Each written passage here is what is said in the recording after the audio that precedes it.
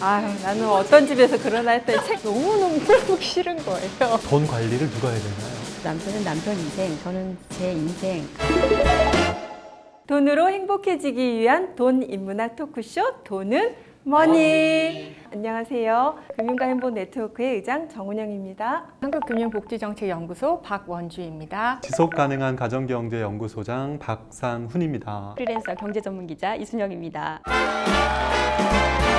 저희 일상의 돈 관리를 하면서 어떤 지혜를 좀 발휘할 수 있을까 이런 이야기를 하고 싶은데, 사실 이제 일상의 돈 관리는 자기 혼자보다는 가족 내에서 이루어지고 있기 때문에 잘못하면 돈 문제만 나오면 싸운다라는 부부들이 많아요. 그래서 어떠세요? 돈 문제에 대해서 잘 이야기를 하시고 의사소통이 잘 되세요? 이게 한숨. 남편과 돈 얘기를 해야 되지만 디귿자 꺼내는 것도 쉽지가 않아요. 싸우면 어쩌나 하는 이런 좀 두려움부터 생기니까 잘 안 되더라고요. 시댁에 시자만 나와도 시금치 안 먹는다는 거 똑같거든요. 맞아요. 돈에 대한 어떤 태도나 행동 같은 경우에는 내가 자동으로 얻은 게 아니라 내가 지금까지 살아온 환경에 의해서 습득이 되는 거거든요. 그런데 남편하고 내가 똑같은 환경에서 안 자랐잖아요. 그러니까 서로 다른 돈에 대한 태도, 서로 다른 돈에 대한 가치관을 가지고 있으니까 이 평상시에 부딪힐 일이 많죠. 처음에는 이제 뭐 다 말을 못 하는 거죠. 부인이 어느 날 화장대에서 화장지 티슈를 뽑아서 쓰는데 한 번 쓰고 한 번 쓰고 내리고 하는 거예요. 그러니까 이게 이제 뭐 불을 끄는 방식, 뭐 티슈를 쓰는 방식, 뭐 이런 하나하나의 모든 일상의 돈 관리에는 태도와 습관이 달라서 갈등이 일어나거든요. 목사님 많이 그 재무 상담 하시잖아요. 가족 내에서 어떻게 일어나고 있고 뭐 해결 방법 이런 것도 같이 이야기해 주세요.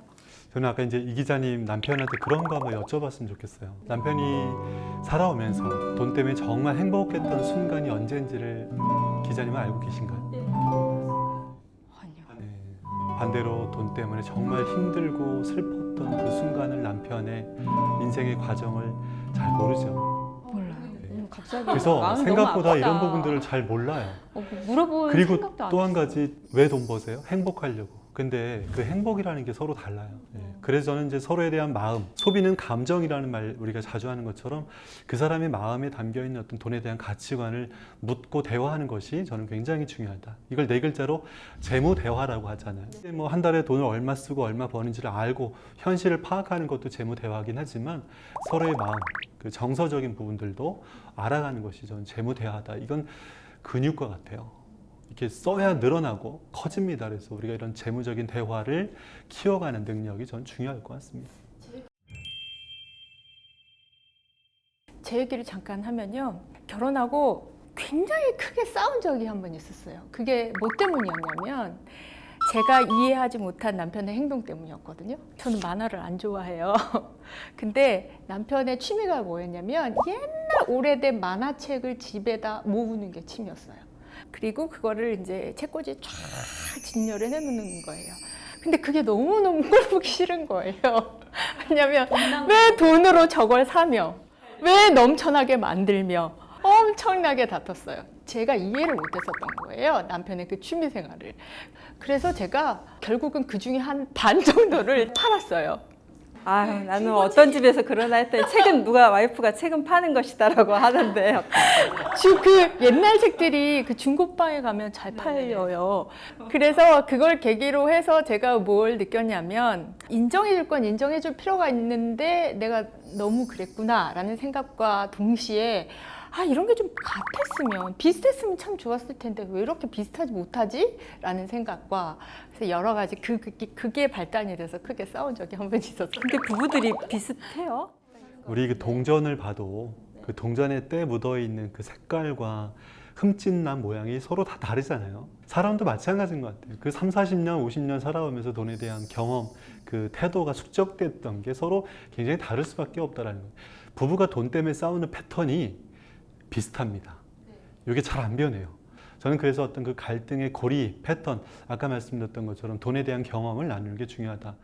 저도 재무상담을 많이 하지만 재무상담을 할 때 반드시 부부일 경우에 같이 재무상담에 참여하라고 그래요. 사실은 부부간의 돈 문제가 뭐 가정의 모든 갈등의 가장 중요한 부분을 차지하잖아요. 근데 그 갈등을 더 심각하게 하지 않으려면 일단 불편해도 꺼내놔라. 그게 가장 중요한 것 같아요. 자, 우리 출연자분들께 제가 한번 퀴즈를 내볼게요. 돈 관리를 누가 해야 되나요? 자, 돈을 버는 사람이 해야 될까요? 아니면 좀 시간적인 여유가 있는 사람이 해야 될까요? 세 번째, 잘하는 사람이? 잘하는 사람. 같이 함께? 같이 함께인데 그거 잘 안 돼가지고요. 잘하는 사람이. 의장님은? 저는 많이 버는 사람이. 이상한 제 사이에다. 네. 보통 강의할 때 여쭤보면 잘하는 사람이라고 말해요. 근데 우리가 생각할 게 잘한다는 게 돈을 통제하고 아끼고 관리를 잘한다는 것만 잘하는 게 아닐 수 있잖아요. 그래서 우리가 서로 돈에 대한 가치관을 좀 인정하고 맞춰가면서도 일정한 좀 시스템으로 만들어가는 건 좀 중요할 것 같습니다. 그래서 사실은 일상의 돈 관리는 지식보다는 지혜라는 측면에 생각이 드는데요. 실제로 뭐 이렇게 남편하고의 관계가 정서적으로 좋지 않으면 사실은 돈 문제도 근데 무조건 회피하고 싸움이 날 수밖에 없는 것 같은데 저 같은 경우도 신혼 초에는 그냥 뭐 남편은 남편 인생, 저는 제 인생 각자 결혼은 했지만 우리는 그냥 평행선을 달리면서 간다라는 뭐 이런 생각 때문에 각자 저축하고 각자 쓰고 하자. 지금 이제 결혼 7년 차에 접어들면서 어떤 일이 있을 때마다 가장 제 편이 돼주는 사람은 남편밖에 없더라고요. 결국은 그래서 돈 같은 것도 이제는 하나로 같이 좀 합쳐야 되겠다는 생각이 들었고 수입이 들어오면 이것도 공개를 하고 이렇게 하다 보니까 왜 이게 제가 변했을까 생각을 해보니까 결국은 정서적으로 조금 더 친밀해졌기 때문에 그런 생각이 들었고 얼마 전에 제가 그런 얘기를 물어본 적 있거든요. 당신은 이 로또에 당첨이 되면 나한테 얘기를 할 것이냐 물어봤어요. 진짜 그런 생각 좀 나는 그런 생각 네. 많이 했어요. 네. 물어봐 저는 당연히 얘기하지 그럴 줄 알았는데 얘기 안 할 거야 이런 너무 서운한 거예요. 아니 나 절대적으로 그 생각 되게 많이 해보거든요. 근데 어때요? 저는 절대 누구에게도 이야기하지 않는다. 아 진짜요? 네. 그 금액이 얼마든지 상관없이? 네, 많을수록. 아 그래요? 저는 할 것 같은데. 그게 보면은 이제 가족이다라는 게 이게 그럼 나도 뭐야? 그 가족 간에 이런 대화를 터놓고 하고 돈 관리도 다 오픈돼야지만이 새는 돈이 없다고 합니다.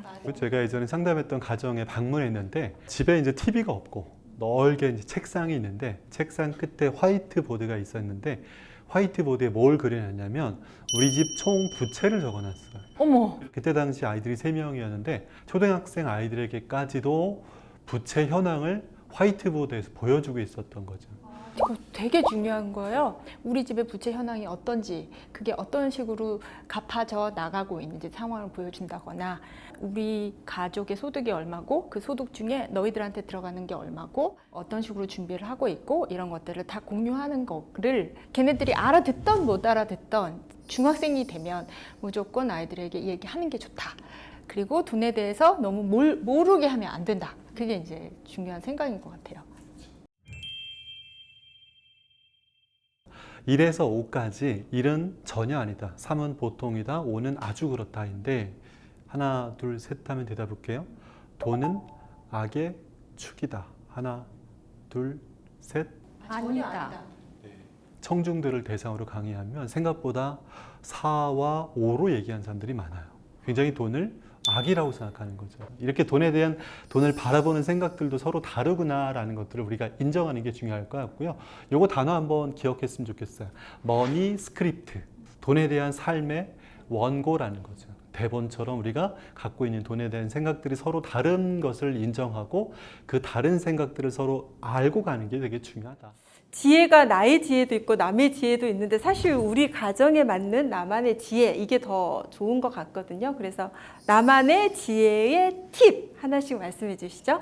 저는 문화 소비합니다. 뭐 큰 돈 들여서 여행 가고 해외여행 가는 것만이 아니라 가족들이 함께 문화를 느끼고 또 가족이 가족임을 느낄 수 있는 문화 소비하는 거, 저는 그것이 일상의 행복으로 연결되다 보면 자연스럽게 돈이 가야 될 방향까지 안내를 해주는 가족 문화라고 생각이 들고요. 문화 소비한다는 것이 저의 돈 관리의 팁입니다. 저는 팁이라기보다는요, 반성이에요. 왜냐면 제가 이 얘기를 나누고 있는 사이에 드는 생각은 제가 잘하는 사람으로서 제가 관리하는 사람이거든요. 그런데 관리하고 있고 잘한다라는 그 핑계로 남편은 몰라도 돼라는 생각을 되게 많이 하고, 남편한테 돈에 대해서 어떻게 생각하는지 그리고 어떤 애로사항이 있는지 물어보지 않았어요.